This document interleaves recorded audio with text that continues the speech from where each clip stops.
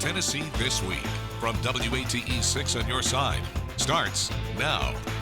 Hello and welcome to Tennessee This Week. I'm Bo Williams. Glad you're with us. Tennessee's General Assembly adjourned earlier this month. Your lawmakers had a lot to consider. Among the topics covered, an overhaul to school funding, a new stadium for the Titans, gender issues, COVID-19, school textbooks, a tax holiday for groceries, and they passed a nearly $53 billion budget. Joining me today to talk about what leaders accomplished, how it happened, and what's been going on over the past few months in the legislature, Crossville Republican and Speaker of the Tennessee House, Representative Cameron Sexton. First of all, thank you so much for coming by. Yeah, thank you. Great to have you here. A lot of things we want to touch on, so we're going to jump right into it. We're going to start with school funding. We mentioned it just a moment ago, the Tennessee Investment in Student Achievement, the overhaul of the old BEP formula passed.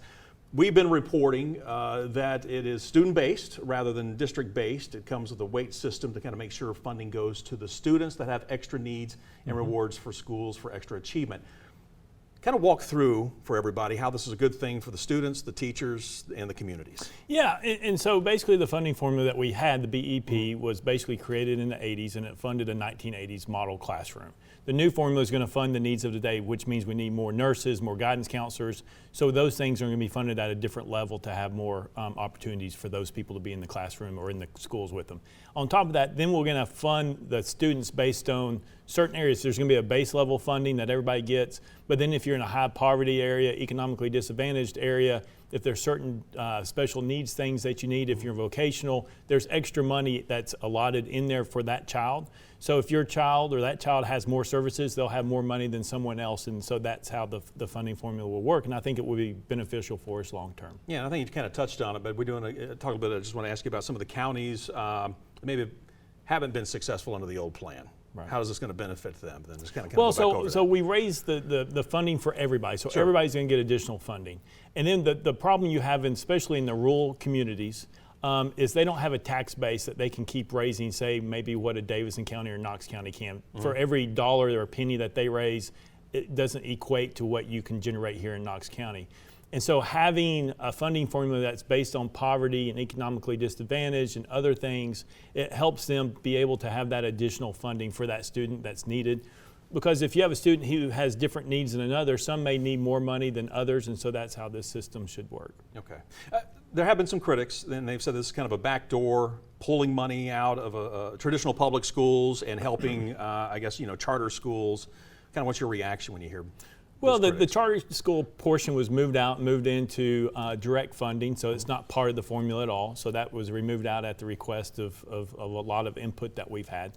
But the charter schools in Tennessee are public charter schools, and a lot of them are doing great things. They only usually go into areas where there's low-performing schools. The best thing that you can have is competition among schools. If your schools are performing well and you're achieving and the parents are happy, you're probably not going to have charter schools. Okay.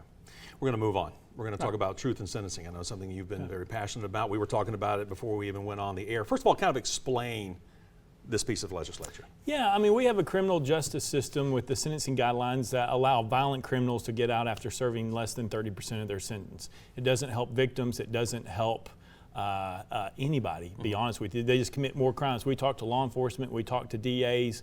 We talk to judges. There should be a difference between violent criminals and nonviolent criminals. And so what we pass is truth in sentencing for violent criminals, heinous crimes, horrific crimes, where they have to serve a mandatory minimum or all the sentence if they get charged and convicted of that crime.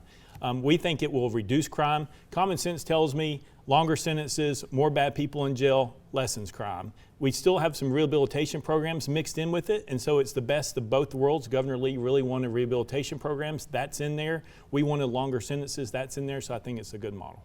Where do you draw the line, though? I know, like you're talking, like serious crimes, nonviolent crimes. Is there a line for some? I mean, how do we decide if there's like those borderline crimes? Well, I mean, I think that the 100% crimes that are 100% sentencing is attempted first-degree murder, second-degree murder, voluntary manslaughter, carjacking, vehicular homicide by intoxication, things that really people are trying to kill somebody or really hurt somebody. The 100% that you can get out through rehabilitation to 85% is like the aggravated burglary, aggravated kidnapping, that sort of stuff. So we try to make it the more serious violent crimes, 100%, Other violent crimes, 85%. I know someone's probably out there watching. So like where would, say like rape, where would that fall? So we passed that last year. So last year we passed 31 crimes that are 100%. That is 100% sentencing in Tennessee law now. And I did just want to ask you one other question on this, because kind of following up. The governor didn't sign it. He kind of let it run, and then it became law. So your thoughts on that? Did you expect that? We did. I mean, we worked with him. We, we all want to achieve the same thing, which is less victims, right? And so the rehabilitation part of it was a key piece for him that we put in there. We put it in there for privileges for the 100%ers, and it's in there for those who go to 85%. That's the only way they can reduce it, is through rehabilitation programs. To where they come out of prison, then they're able to have the programs and hopefully the classes and the ability of the programming to not reoffend. But you also need stiff sentencing, because what we had is, especially here in Knoxville with the Christian and Newsom murders, a couple of those individuals, if we had had truth in sentencing back then, those people would have been in jail and never been there that night to murder and kill and do what they did to those two people. And so you need it on both sides. Okay. We're going to move on to another topic now. We're going to talk about, this is Mental Health Awareness Month. Tennessee has long seen the need for better mental health care. Just this week we learned, obviously, about the unfortunate death, the suicide of Naomi Judd, making national and really worldwide headlines.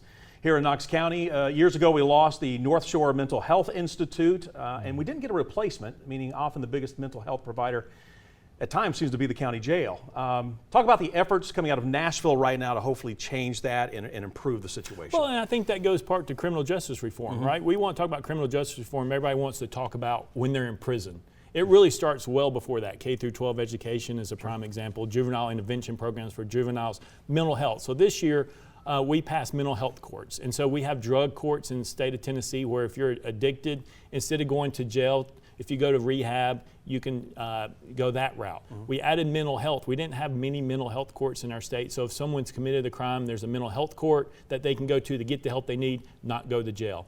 We also put a lot of money in for just people who have mental health issues. One of the biggest problems we have in the state of Tennessee is we're okay with funding mental health on the backside, meaning after there's a crisis, after the police have come, after DCS, DHS, teen care, corrections involved, law enforcement's involved. I like to move all that funding in the beginning and get the people the help that they need before they ever get to crisis. The worst time to fund something is at crisis. We need to do a better job prior to crisis. I was going to say, there was one thing you put down here. Can we ever see a return to more centralized state-run facilities? Anything like that? Can we help get the people that we see under the underpasses and whatnot, get them the help they need as well? I think so. I think we will. We're also looking to expand Moccasin Bend in Chattanooga, which will be helpful. You know, I don't think in retrospect closing Lakeshore here was the right move to do. But we're looking at expanding Moccasin Bend, building a new facility with more beds to house more people. There are just some people who need to be institutionalized. Community-based isn't for everybody. And so we need to make sure that we have the capability of allowing people to get the help they need when they need it. All right. Another big topic right now, all across the country. U.S. Supreme Court could put an end to Roe v. Wade soon. Tennessee already has the trigger law, which we've been talking about here on WATE, going into effect and further restricting abortion in the state moving forward if this should all happen. Obviously, this was the first draft that we saw from the Supreme Court that leaked, but right now it all tends to seem that things are heading in that direction. Explain where Tennessee stands right now, obviously with the trigger law, kind of walk us through how that works, and then at that point, what could that lead to further down the road? Yeah, so there's two trigger bills that are out there. The governor has one. There was another member of the House and Senate who passed another one. And so they're in place in case something comes down from the Supreme Court. When something is released, not a draft, but the actual opinion, the Attorney General with our state will look at the trigger laws, look at the opinion, and see where we fall. Those trigger laws will pretty much cover almost any decision that comes out, and so we'll have to wait and see. But the AG will make that determination. And I mean, and obviously, a lot of people focusing on this right now, and then also thinking, well, where could this go from here? Whether there's contraception, we've seen where companies have said, listen, we will help and transport our people to other states. Tesla, I think, was one that came out. We've seen Virginia make comments saying they could be a safe haven, especially bordering states that have trigger laws. This kind of your reaction. I mean, how far can this go? Any idea? I mean, granted, we're not there yet. Like I said, the final draft has not come out, but But what could we be looking at down the Well, road? I don't think you'll see. I think Governor Lee and Lieutenant Governor and myself have come out against banning oral contraceptives. I don't think you'll see that in our state. I don't think that would be the direction we go. You know, I can't help what other states do. I think Chicago is looking at being a safe haven. If that's what they want to do, that's up to them. That's up to the people that live in that state if they want to go that direction. I'm not sure how you can stop a company from wanting to have their people to go out of state to do something. And so there's a lot of assumptions that are out there we don't know yet. And so we're going to have to wait to see what the decision is and then go from there. Okay. Real quick, I want to ask you moving forward, what's next? Well, What's next on the agenda? yeah. I mean, I know you've got a break Yeah. right now, but what looking off here in the crystal ball, what's coming up? Well, we always need to focus on K through 12 education because we know if someone graduates high school that they're more likely to not be in poverty and more likely not to be in prison or in the criminal justice system. And so we need to continue to focus on that, increase our reading proficiencies and math proficiencies, and continue to do what we need to do, support teachers. I think we're doing that. We also need, if we're looking at criminal justice reform, we need to talk to juveniles and get an intervention plan so that they don't become adult offenders. Let's figure out how to get them mentors and get them out. Let's figure out how to weigh the risk of who looks like that and get them added resources.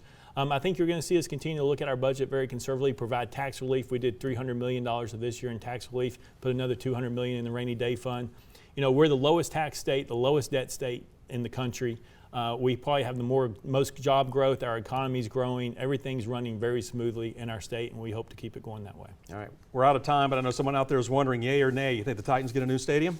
Yeah, they'll get a new stadium. All right, there you go. Heard it And we'll here. get a Super Bowl. And we'll get a Super Bowl. Yeah. All right, sounds good. We appreciate you coming by. Thank you. Thank you very much. All right, stay with us. Our panel of pundits is coming up next. You're watching Tennessee This Week on WATE 6 on your side. We'll be right back.